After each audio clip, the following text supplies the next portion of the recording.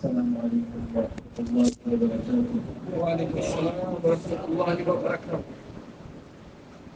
الحمد لله رب العالمين والصلاة والسلام على رسوله الكريم نبينا محمد وعلى آله وأصحابه أجمعين، أما بعد، فقال تعالى: ألم تر كيف ضرب الله مثلا طيبة ألم تر كيف ضرب الله مثلا كلمة طيبة كشجرة طيبة أصلها ثابت وفرعها في السماء تؤتي أكلها كل حين بإذن ربها ويضرب الله الأمثال للناس لعلهم يتذكرون رب اشرح لي صدري ويسر لي أمري واحلل عقدة من لساني يفقهوا قولي رب زدني علما۔ محترم عزیز بھائیوں، اللہ تعالی نے قرآن مجید میں ایمان والوں سے، لوگوں سے، کافروں سے، منافقوں سے، ساری کائنات سے خطاب فرمایا ہے، انہیں مخاطب کیا ہے۔ اور اللہ تعالیٰ کا قرآن میں یہ اسلوب بیان ہے کہ اللہ تعالیٰ مختلف مثالیں دے کر بات کو سمجھانے کی کوشش کرتا ہے تاکہ بندوں کی عقل میں، سمجھ میں بات آ جائے۔ آج ہم بھی اگر سائنس پڑھیں یا پڑھائیں، میتھ پڑھیں یا پڑھائیں، تو اسے حل کرنے کے لیے، فارمولا سمجھنے کے لیے، اصول اور قاعدہ یاد کرنے کے لیے ایگزامپل اور مثال پیش کرتے ہیں۔ اور یہ جو مثال ہے، اس کا تعلق ہماری عام زندگی سے ہوتا ہے تاکہ بات اگر مشکل ہے تو عام زندگی سے مثال مل جائے تو بات آسان ہو جائے۔ جیسے اللہ تعالیٰ نے قرآن مجید میں مچھر کی مثال دی، قرآن مجید میں اللہ تعالیٰ نے مکھی کا چیلنج دیا، تو مشرکین مکہ قرآن پہ یہ اعتراض کرتے ہیں کہ اللہ تعالیٰ مچھر کی مثال بیان کرتا ہے، مکھی کی مثال بیان کرتا ہے، تو اللہ تعالیٰ نے اس کا جواب دیا کہ اللہ تعالیٰ کو اس بات سے کوئی حیا نہیں کہ وہ مثال چاہے مچھر کی بیان کرے یا اس سے کم درجے کے بھی اللہ تعالیٰ کی کوئی مخلوق ہے تو اللہ تعالیٰ اس کی مثال بیان کر دے۔ تو یہ جو مثال کا انداز ہے قرآن میں بھی ملتا ہے، اور یہی مثال کا انداز ہمیں نبی کریم صلی اللہ علیہ وسلم کی احادیث میں بھی ملتا ہے۔ آپ علیہ السلام نے مختلف مواقع پر، مختلف موضوعات پر بات کو سمجھانے کے لیے مختلف مثالیں پیش فرمائی ہیں، لیکن آج کے ہم اپنے مختصر سے اس درس میں، اس سیشن میں، احادیث میں وہ مثالیں کہ جن کو اللہ تعالیٰ نے نبی کریم صلی اللہ علیہ وسلم کی زبان مبارک سے مومن کی صفات کے حوالے سے بیان کیا ہے کہ جس سے ایک مومن اپنے اندر کون سی صفات پیدا کر سکتا ہے اور وہ ایک دوسرے کے لیے مفید بن سکتا ہے اور دنیا اور آخرت میں کامیاب ہو سکتا ہے۔ چند احادیث سے ہم وہ مثالیں آپ کے سامنے پیش کریں گے۔ قرآن مجید میں اللہ تعالیٰ نے ایک مثال دے کر یہ جو کلمہ طیبہ ہے، جسے ہم پہلی کلاس سے ہی بلکہ پہلے سال سے ہی اپنے بچوں کو سکھاتے ہیں، پہلا کلمہ طیب۔ طیب کا مطلب پاک، اور پھر کلمہ دہراتے ہیں لا الہ الا اللہ محمد الرسول اللہ صلی اللہ علیہ وسلم۔ اس کلمے کو طیب کیوں کہا جاتا ہے، پاک کیوں کہا جاتا ہے؟ کیونکہ اللہ تعالیٰ نے ہی اس کلمے کو قرآن مجید میں پاک قرار دیا ہے۔ اللہ فرماتے ہیں الم ترى کیف ضرب اللہ مثلا کلمۃ طیبۃ، کیا آپ نے دیکھا نہیں کہ اللہ تعالیٰ کیسے مثال پیش کرتا ہے اور مثال دے کر آپ کو سمجھاتا ہے کہ یہ جو پاک کلمہ ہے اس کلمے میں کتنی مضبوطی ہے، اس کلمے کی کتنی بلندی ہے، یہ کلمہ کس قدر پاک ہے، یہ کلمہ کتنا نفع مند ہے۔ اللہ فرماتے ہیں میں تمہیں مثال دے کر سمجھاتا ہوں، کلمۃ طیبۃ کشجرۃ طیبۃ، پاک کلمہ ایسے ہے کہ جیسے پاکیزہ درخت ہے، اصلها ثابت وفرعها فی السماء، یہ پاکیزہ درخت ایسا درخت ہے کہ جس کی جڑ بڑی مضبوط ہے، زمین میں گاڑ دی گئی ہے، اتنی مضبوط ہے طوفان چلتے ہیں، ہوائیں چلتی ہیں، یہ درخت جھول تو جاتا ہے مگر اپنی جگہ سے ہلتا نہیں، جب تک اللہ نے چاہا ہے یہ درخت طوفانوں کا مقابلہ کرتا ہے، آندھیوں کا مقابلہ کرتا ہے، ہواؤں سے ٹکراتا ہے، مگر اتنا مضبوط ہے کہ زمین پر قائم رہتا ہے۔ وَفَرْعُهَا فِي السَّمَاءِ، اللہ فرماتے ہیں بلند اتنا ہے کہ آپ نظر اٹھا کر دیکھیں گے کہ اس کی شاخیں آسمان میں پھیلی ہوئی ہیں، آپ کو اس کی شاخیں دیکھنے کے لیے نظر کو اٹھانا پڑے گا، آسمان کی طرف دیکھنا پڑے گا۔ تُؤْتِي أُكُلَهَا كُلَّ حِينٍ بِإِذْنِ رَبِّهَا، اب یہ فائدے مند کتنا ہے، یہ ہر سال اپنے رب کے حکم سے پھل بھی دیتا ہے۔ اور اللہ فرماتے ہیں کہ میرے اس اسلوب پر مثال دینے پر کوئی بندہ اعتراض نہ کرے۔ اگر آپ لاجک فلسفہ لینا چاہتے ہیں کہ اللہ تعالیٰ یہ مثالیں کیوں بیان کرتا ہے، آؤ میں تمہیں حکمت بھی بتاتا ہوں۔ وَيَضْرِبُ اللَّهُ الْأَمْثَالَ لِلنَّاسِ لَعَلَّهُمْ يَتَذَكَّرُونَ، اللہ تعالیٰ لوگوں کو مثالیں اس لیے بیان کرتا ہے تاکہ لوگ نصیحت حاصل کریں۔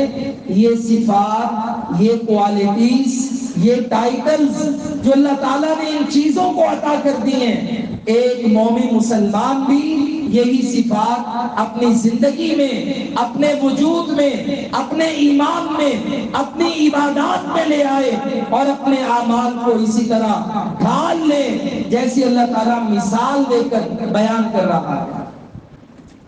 اب اللہ تعالیٰ نے تو پاک کلمے کی لا الہ الا اللہ محمد الرسول اللہ صلی اللہ علیہ وسلم کی اس کلمے کی مثال دے دی، لیکن یہ درخت کون سا ہے؟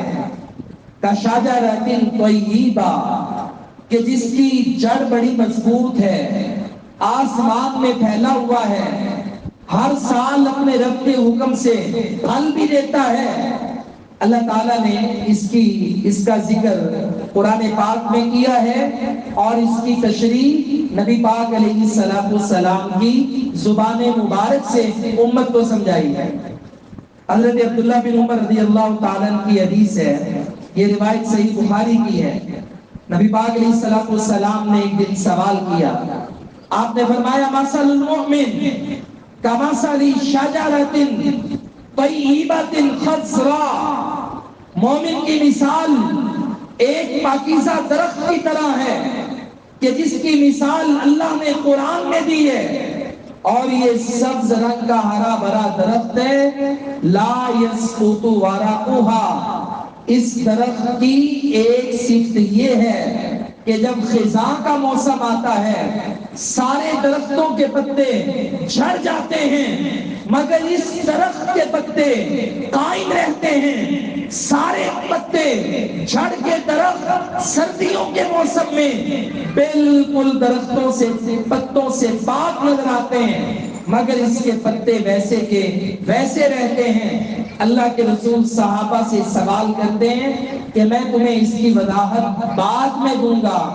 پہلے میں تم سے سوال کرتا ہوں کہ اللہ تعالیٰ نے یہ جو پاکیزہ درخت بیان کیا ہے جو مومن کی مثال ہے، مجھے بتائیے اس درخت کا نام کیا ہے؟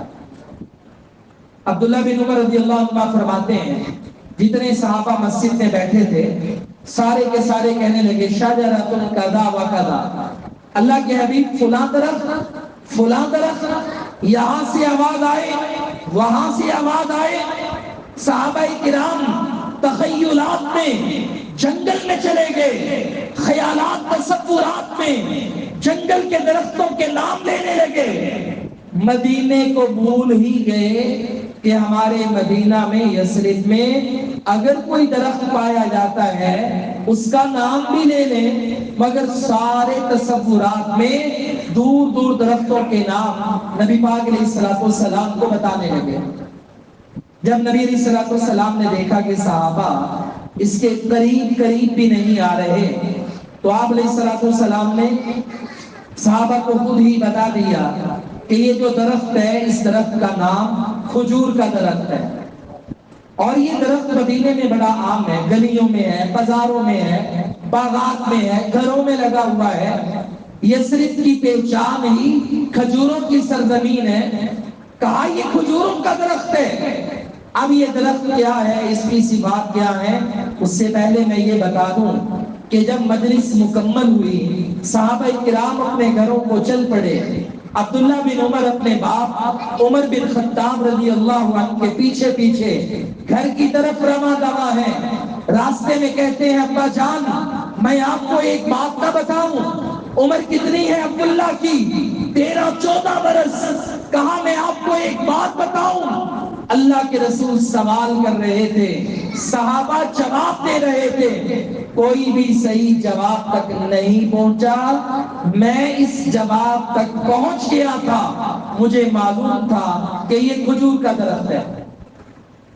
عبداللہ بن عمر کو حضرت عمر کے چلتے ہوئے قدم روکے، آپ نے دیکھا، کہا بیٹا اگر تو اس بات پہ پہنچ گیا تھا تو مجلس میں تو نے جواب کیوں نہیں دیا؟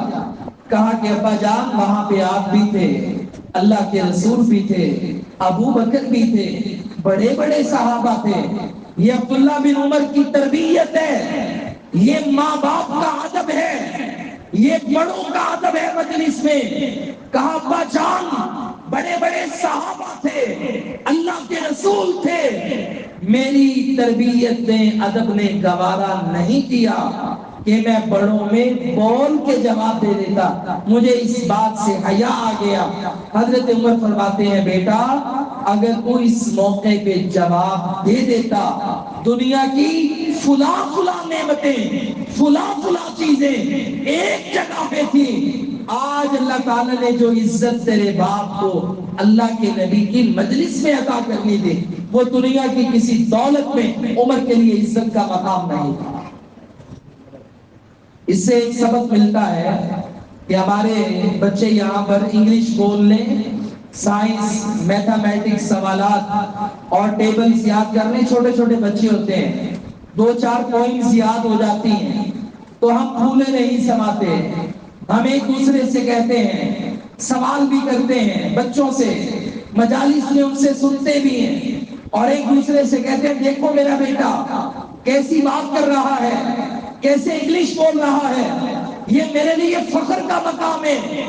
حضرت عمر بن خطاب بتاتے ہیں لوگوں فخر کا مقام یہ نہیں کہ آپ کا بیٹا دنیا کے علوم و فنون کا ماہر ہو جائے، فخر کا مقام عزت کا مقام یہ ہے کہ جب آپ کا بیٹا قرآن پڑھے، آپ کا بیٹا قرآن اور حدیث کے علوم کا حافظ و عالم بن جائے، وہ بڑی بڑی مجالس میں جواب دینے لگ پڑے، تو تب عزت کا مقام ہے۔ عزت ساری کی ساری یا اللہ کے قرآن کے ساتھ ہے یا مصطفیٰ علیہ السلام کی احادیث اور علوم کے ساتھ ہے۔ اب یہ جو قرآن مجید میں مثال دی ہے اور اللہ کے رسول نے فرمایا کہ یہ جو درخت ہے یہ مومن کی مثال ہے، یعنی مومن کو ایسے ہونا چاہیے۔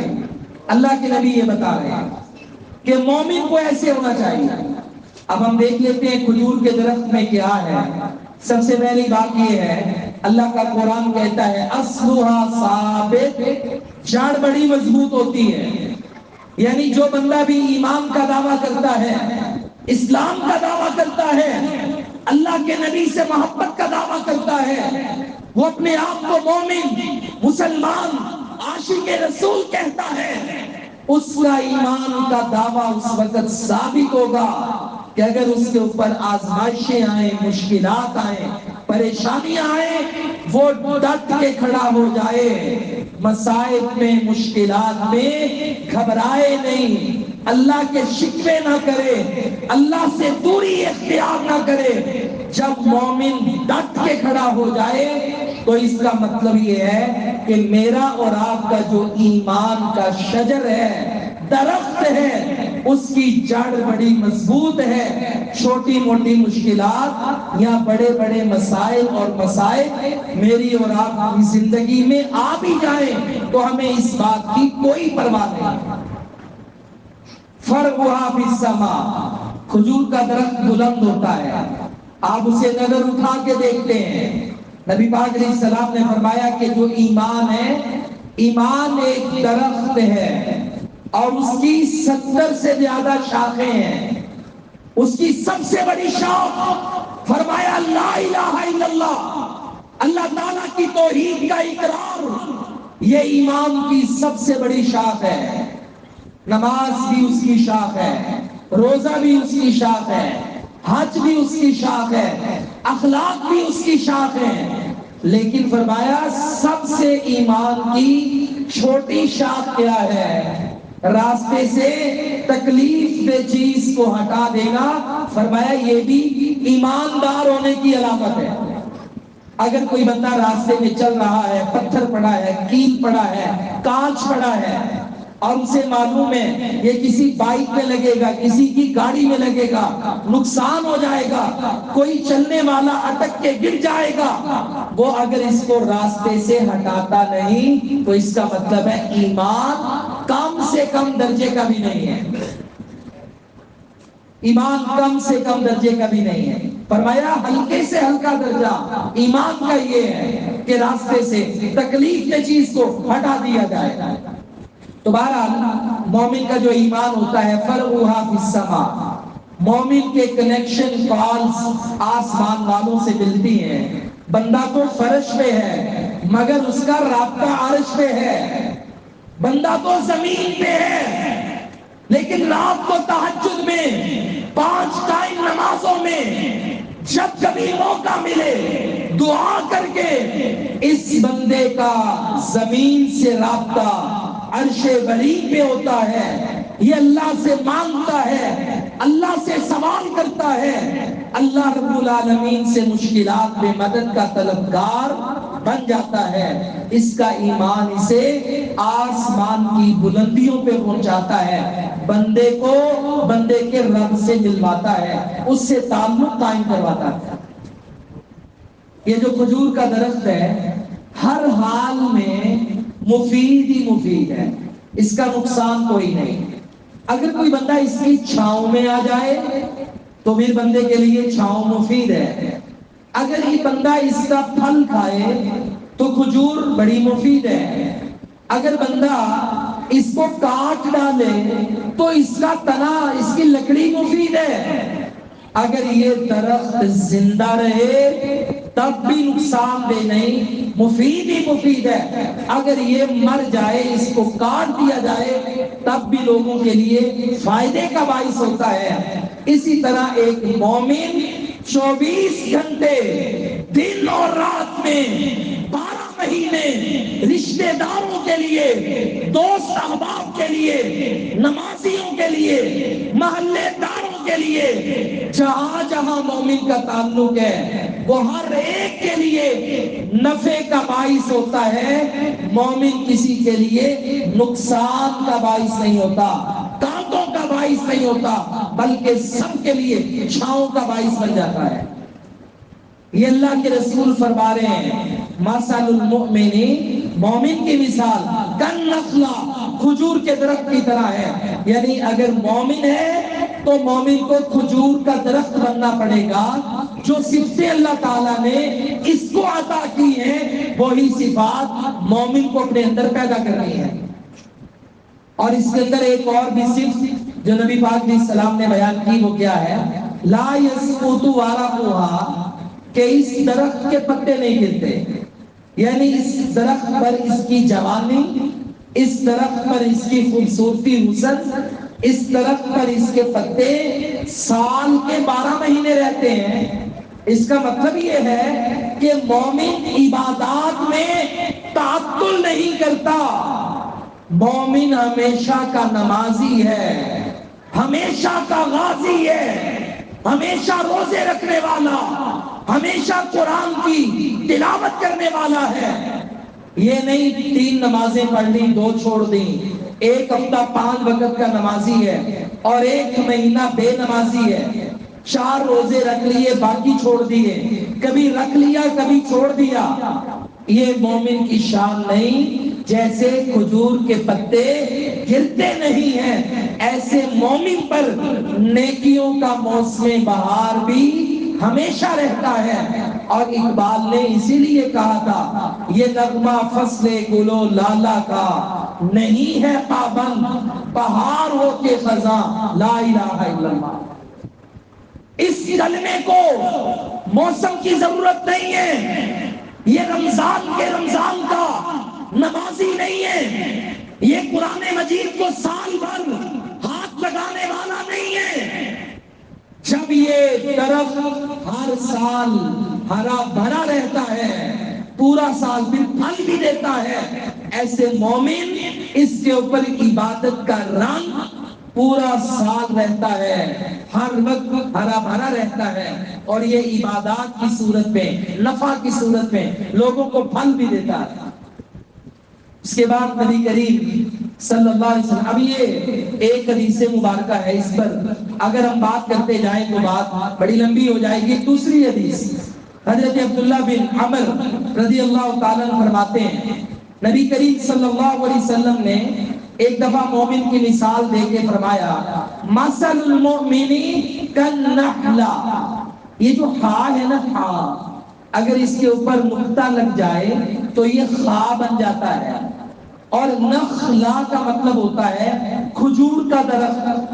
اگر یہ نقطہ ہٹا دیا جائے اور اسے ہا کر دیا جائے نخلا، تو اس کا مطلب ہوتا ہے شہد کی مکھی. اور قرآن میں سورۃ النحل اللہ تعالیٰ نے شہد کی مکھی سے اس سورت کا نام رکھا ہے. اللہ کے رسول فرماتے ہیں کہ مومن شہد کی مکھی کی طرح ہوتا ہے. شہد کی مکھی کا جو کردار، شہد کی مکھی کی جو صفات، فرمایا مومن کی بھی وہی صفات ہے اور مومن کا بھی وہی کردار ہے. اب اس کی صفات کیا ہے؟ خود نبی کریم صلی اللہ علیہ وسلم نے بیان فرما دی. فرمایا ان آکلت طیبہ و ان وازعت طیبہ. شہد کی مکھی کھائے تو پاکیزہ حلال کھاتی ہے، اور اگر یہ اندر سے کچھ نکالے تو پاکیزہ شہد بناتی ہے. اور اس کی تیسری صفت یہ ہے وَإِن وَقَعَتْ عَلَىٰ عُودٍ نَاخِرٍ لَمْ تَكْسِرْهُ. اگر یہ کسی شاخ پر، پھل فروٹ پر بیٹھ کے اس کا رس نچوڑتی ہے تو جاتے جاتے اس کو خراب نہیں کرتی، اسے برباد کر کے نہیں جاتی. فرمایا مومن کو بھی ایسے ہی شہد کی مکھی کا کردار ادا کرنا ہے. اب یہ کتنی پیاری مثال نبی کریم صلی اللہ علیہ وسلم نے دی ہے. شہد کی مکھی کا ذکر قرآن میں آیا، اللہ تعالیٰ نے چند آیات میں اس کا تذکرہ فرمایا کہ وہ شہد بناتی ہیں، گھر بناتی ہیں، چھتیں بناتی ہیں رب کے حکم سے، جس میں اللہ نے شفا رکھی وہ شہد انسانوں کو عطا کرتی ہیں. جب اس کا ذکر قرآن میں آیا، علماء نے اور بڑے بڑے محققین نے نحل پر شہد کی مکھی پہ کتابیں لکھی، ریسرچ کی گئی تو پتا چلا کہ سب سے پاک گھر اگر جانوروں میں کسی کا ہے وہ شہد کی مکھی کا گھر ہے. اس کی ایک ملکہ ہے، جتنی مکھیاں دائیں بائیں شہد نچوڑ کر یہ کھا پی کر آتی ہیں، رس نچوڑ کے لاتی ہیں، یہ اندر داخل ہونے سے پہلے ایک ایک کا جائزہ لیتی ہیں. اگر پاک حلال پاکیزہ پھلوں سے رس ملا ہے تو اندر آنے کی اجازت ہے. اگر کوئی شہد کی مکھی عام مکھیوں کی طرح غلاظت پہ بیٹھ گئی ہے تو ساری مکھیاں مل کر اسے مار دیتی ہیں. اسے اندر آنے کی اجازت تو کیا، اسے زندہ رہنے کی بھی اجازت نہیں ہے کہ اس نے حرام کھایا ہے. یہ اللہ تعالیٰ نے نظام بنایا ہے. اور اللہ تعالیٰ نے ہمیں بھی کیا حکم دیا، یعنی شہد کی مکھی پاک کھاتی ہے، پاک نکالتی ہے. ہمیں بھی حکم ملا ہے کھانا اپنا حلال کا کر لیں. قرآن مجید میں اللہ نے آدم سے لے کر جناب محمد الرسول اللہ صلی اللہ علیہ وسلم تک تمام رسولوں سے مخاطب ہو کر کہا، یا ایھا الرسل کلوا من الطیبات واعملوا صالحا. اے رسولو حلال پاک کھاؤ، نیک عمل کرو. اگر آج کسی بندے کی اولاد، یعنی ایکسیپشنل کیسز ہوں وہ الگ ہیں، لیکن اگر زیادہ تر ہم دیکھیں کسی بندے کی اولاد اگر وہ راہ راست پر نہیں ہے، بندہ نمازی اور حاجی ہے، اسے اپنے رزق پر کمائی پہ سوچنا چاہیے کہیں اس میں حرام کی آمیزش تو نہیں. اللہ فرماتے ہیں حلال کھاؤ، نیک عمل کر لو. اگر پیٹ میں حلال ہوگا عمل نیک ہوگا، پیٹ میں حرام جائے گا عمل غلط ہو جائے گا. دلیل کیا ہے؟ آدم کے دو بیٹے تھے، ایک حابیل ایک قابیل. کسی مسئلے میں اختلاف ہو گیا، دونوں نے کہا قربانی کرتے ہیں، دونوں نے قربانی کر دی. اللہ کہتا ہے ایک بندے کی قربانی قبول ہو گئی، حابیل کی. قابیل جو قاتل تھا، اکثر بھول جاتے ہیں کہ قبیل تھا حابیل تھا، تو قتل قاف سے ہے، قابیل بھی قاف سے ہے، یہ نشانی ہے. قابیل جو قاتل تھا اس نے کہا تیری قربانی قبول ہو گئی. آگے سے حابیل جواب دیتا ہے انما یتقبل اللہ من المتقین. قربانیاں تو ان کی قبول ہوتی ہیں، عمل تو ان کے قبول ہوتے ہیں جن کے مال پاک ہوتے ہیں. میرا مال حلال کا تھا، میرا عمل قبول ہو گیا، تیرا مال اچھا نہیں ہے. اب جس کے پیٹ میں حرام تھا اس کا عمل کیا ہے، اس کا ریئیکشن کیا ہے؟ اس نے کہا میں تجھے قتل کر دوں گا. اور جس کے پیٹ میں حلال تھا اس نے کہا تو مجھے قتل کرنا بھی چاہے تو کر دے، تو میرا بھائی ہے، میں تجھے قتل نہیں کروں گا.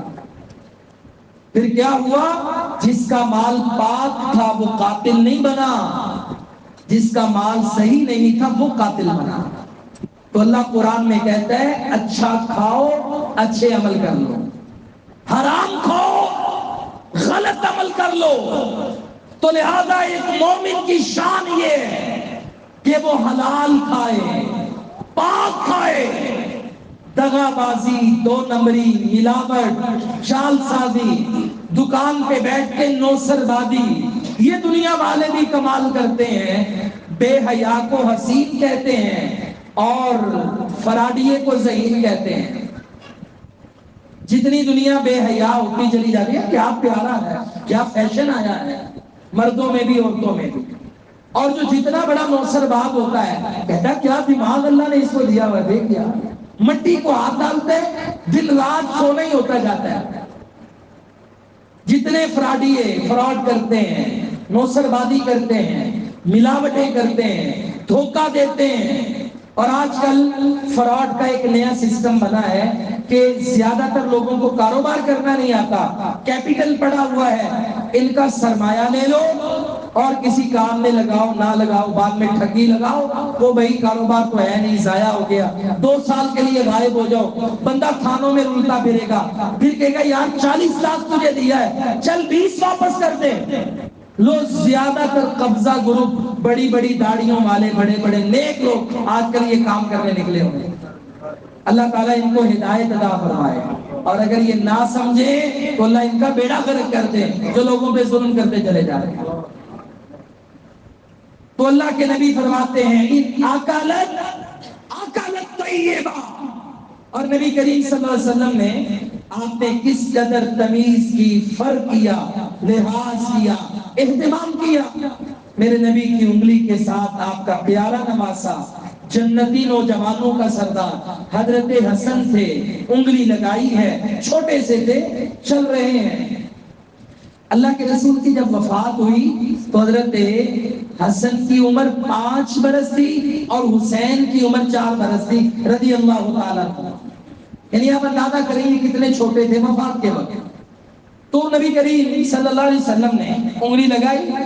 انہوں نے چلتے چلتے مسجد میں کھجور ملی اٹھائی، جیسے بچے ہوتے ہیں تو کھجور اٹھا کے منہ میں ڈالی. نبی علیہ الصلوۃ والسلام نے دیکھا تو آپ نے منہ میں انگلی ڈال کر کھجور نکال لی اور آپ نے کہا بیٹا یہاں پر اصحاب صفہ کے لیے لوگ صدقے کی کھجوریں مسجد کے ستونوں پر باندھ جاتے ہیں، ہو سکتا ہے یہ کھجور صدقے کی ہو، کنفرم نہیں، صرف شک پایا جاتا ہے. کہا صدقہ آل محمد کے لیے جائز نہیں ہے. نبی پاک علیہ السلام نے شک والی چیز بھی اپنے بیٹے کے پیٹ میں جانے نہیں دی، آپ نے وہ باہر نکال دیا. اتنا اہتمام کیا رزق حلال کا. لہذا ہمیں حلال کھانا ہے. اچھا ایک چیز منہ میں اندر جاتی ہے اسے بھی پاک کرنا ہے، اور ایک چیز کان کے ذریعے اندر جاتی ہے اسے بھی پاک کرنا ہے. ایک چیز آنکھ کے ذریعے اندر جاتی ہے اسے بھی پاک کرنا ہے. یعنی جو مومن ہے اس کے اندر جو بھی جائے پاک جائے. یعنی مومن غیبتیں نہیں سنتا، عیب نہیں سنتا. مومن عورتیں بھی جب بیٹھتی ہیں تو کہانیاں نہیں سناتی، غیبتیں نہیں کرتی، عیب بیان نہیں کرتی. یعنی مومن کا کان بھی جھوٹ نہیں سنتا، کامیڈی کے لطیفے نہیں سنتا، چغت بازی نہیں سنتا، عزتیں اچھالنے والے پروگرام نہ دیکھتے نہ سنتے. ان اکلت طیبہ، جو اندر جائے وہ بھی پاک، جو باہر آئے شہد کی مکھی جو نکالتی ہے وہ شہد ہے، اس میں لوگوں کے لیے شفا ہے. مومن بھی جو نکالے وہ لوگوں کے لیے وبا کا باعث نہ ہو بلکہ شفا کا باعث ہے. آپ کہیں گے ہم کیا نکالتے ہیں؟ ہماری زبان نکالتی ہے، زبان نکالتی ہے. ہم زبان پہ جو مرضی چاہے تو ذکر و اذکار قرآن سچ کا عادی بنا لیں، اور چاہے اس زبان سے سارا دن فضول گوئی کرتے رہیں، غلط باتیں کرتے رہیں، جھوٹ بولتے رہیں. اور تیسری بات، یہ موضوع بڑا لمبا ہے، میں بس شارٹ سا بیان کر رہا ہوں.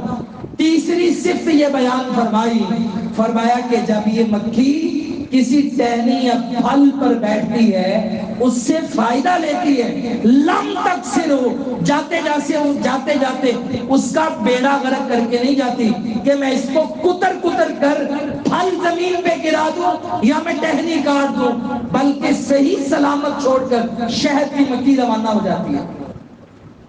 اس کا مطلب یہ ہے مومنوں، مسلمانوں، تم بھی ایسے بن جاؤ. اگر کوئی تمہارے ساتھ اچھا کرے، حل جزاء الاحسان الا الاحسان، نیکیوں کا بدلہ نیکیوں کی صورت میں دیا کریں، اپنے محسنوں سے غداری نہ کیا کریں. اگر کوئی بندہ آپ کے ساتھ آپ کا ذمہ دار بنے، یا وہ آپ کا شوہر ہے، آپ کے ماں باپ ہیں، آپ کی بیوی ہے، ہمارے جتنے رشتے تعلقات ہیں اس میں شہد کی مکھی کا کردار اپنا لے. اگر کوئی بندہ ہمیں فائدہ دے ہی دے ہم اس کو نقصان نہ دیں کہ کہیں بعد میں وہ یہ نہ کہے کہ آج نیکی کرنے کا زمانہ نہیں ہے. جس بندے کے ساتھ بھلا کریں وہ جاتے جاتے ہمارا ہی نقصان کر کے چلا جاتا ہے. تو مفاد پرست خود غرض سیلفش مومن نہیں ہوتا بلکہ مومن احساس کرنے والا احسان کرنے والا قدر کرنے والا ہوتا ہے. اگر اسے کہیں سے فائدہ ملے تو اس کا شکریہ ادا کرتا ہے اور اس بندے کا جاتے جاتے نقصان نہیں کرتا. اللہ تعالیٰ نے قرآن مجید میں دوسرے پارے میں طلاق کا بیان جاری کیا ہے. طلاق کا بڑا لمبا 2-3 رکوعات میں بیان جاری ہے. قرآن بیان کر رہا ہے. اللہ تعالیٰ نے وہاں پر یعنی حق مہر کا مسئلہ آیا, طلاق ہو گئی, وہ کیسے لینا دینا ہے, بچے ہیں ان کا دودھ بیوی نے پلانا ہے مگر وہ اب طلاق ہو گئی, وہ دودھ کیسے پلائے, کون ان کا خرچ دے گا, یہ باتیں چل رہی ہیں. اللہ درمیان میں کہتا ہے وَلَا تَنْسَبُوا الْفَضْلَ بَيْنَكُمْ, آپس میں احسان اور اچھے وقت کو بھولا نہ کرو. میں نے اس آیت پر بڑا غور کیا ہے.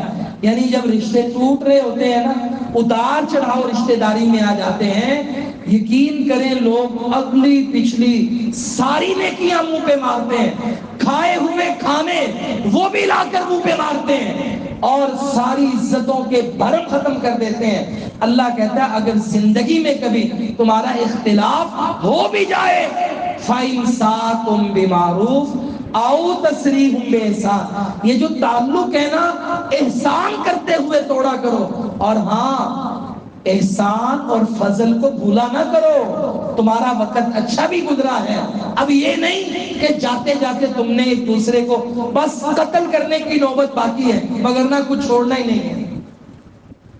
جیسے ہمارے ہاں لوگ کرتے ہیں کہ رشتہ تعلق, دوستی کی بھی بات کرتا ہوں, پارٹنرشپ ہو رہی ہے, جب تک اچھے تھے تو اچھے تھے, لیکن اگر راستے جدا ہوئے اور اب یہ ایک دوسرے کو زندہ چھوڑنا نہیں چاہتے کہ بھئی یا یہ یا میں, کوئی ایک زندہ رہے گا. اللہ کے نبی فرماتے ہیں شہد کی مکھی کی طرح ہو جائیں, یعنی آپ جب وہاں سے جائیں تو آپ پھر اس کا نقصان نہ کریں. آخری بات, نبی علیہ الصلوۃ والسلام نے ایک تیسری مثال دی. آپ نے فرمایا مومن کی مثال سونے کی مانند ہے. آپ نے فرمایا کہ یہ جو سونا ہے یعنی سونا جس کے ہم زیورات تیار کرتے ہیں, تو نبی پاک علیہ السلام نے فرمایا گولڈ. تو آپ نے فرمایا کہ مومن گولڈ کی طرح ہوتا ہے, ذهب کی طرح ہوتا ہے. کہا کہ جب بھی اس کو بھٹی میں آگ لگا کر سرخ کیا جاتا ہے یہ تپ کے ہیٹ ہو کر سرخ ہو جاتا ہے, پانی ہو جاتا ہے, لیکن اگر بعد میں اس کا وزن کیا جائے تو وزن پورا رہتا ہے, اس کا وزن کم نہیں ہوتا. کہا مومن کو سونے کی طرح ہونا چاہیے. مشکلات آتی رہتی ہیں, پریشانیاں زندگی کا حصہ ہیں, آزمائشیں ایمان کے ساتھ لازم ہیں, لیکن مومن تو وہ ہے جب آزمائشوں کا سفر کٹ جائے. آزمائشیں تو ختم ہو سکتی ہیں مگر مومن کا ایمان کم نہیں ہوتا, وہ پہلے سے بھی زیادہ اپنے ایمان کے وزن میں کھڑا رہتا ہے, ڈٹ کے کھڑا رہتا ہے, اس کے ایمان اور عمل میں کوئی کمزوری نہیں آتی. تو پیارے بھائیو آئیے, اور بھی بڑی حدیثیں ہیں مگر آج کے ہمارے 35-40 منٹ کے اس درس میں اسی پر اکتفا کرتے ہیں کہ اللہ کے رسول علیہ الصلوۃ والسلام نے مثال دے کر مومن کو کہا کہ مومن تو ایسا ہوتا ہے, نمبر 1 ہمیں پاکیزہ درخت بننا ہے, اپنے ایمان کے شجر کو پاکیزہ کرنا ہے. کیسے کرنا ہے؟ مثال نبی علیہ السلام نے کھجور کے درخت کی دی ہے, ایسے ہی ہمیں مضبوط, ایسے ہی ہماری شاخیں آسمان تک بلند, ایسے ہی ہمیں فروٹفل ہونا چاہیے, ہر ایک کے لیے ثمر آور ہونا چاہیے, فائدے مند. نمبر 2 ہمیں شہد کی مکھی کی طرح کردار ادا کرنا چاہیے، کھائیں بھی پاک سنیں بھی پاک، جو ری ایکشن دیں وہ بھی صاف اور پاک۔ تیسرے نمبر پہ ہمیں سونے کی طرح ہونا چاہیے، اگر زندگی میں مشکلات پریشانیاں آ بھی جائیں ایمان سے متزلزل نہیں ہونا چاہیے، بلکہ ڈٹ کے کھڑے ہو کر مشکلات میں صبر کے ساتھ کہ جب یہ مشکلات گزریں تو پھر اللہ تعالیٰ ہمارے آگے کوئی کمی نہ ہو۔ اللہ تعالیٰ مجھے اور آپ کو ایسا بنا دے جیسی مثال نبی پاک علیہ السلام نے دے کر ایک مومن سے ایکسپیکٹ کیا ہے، اللہ تعالیٰ ہمیں ایسا ہی مومن بنا دے، ایمان والی صحت والی زندگی عطا فرمائے، حالت ایمان میں مجھے اور آپ کو شہادت کی موت عطا فرمائے۔ وآخر دعوانا الحمدللہ۔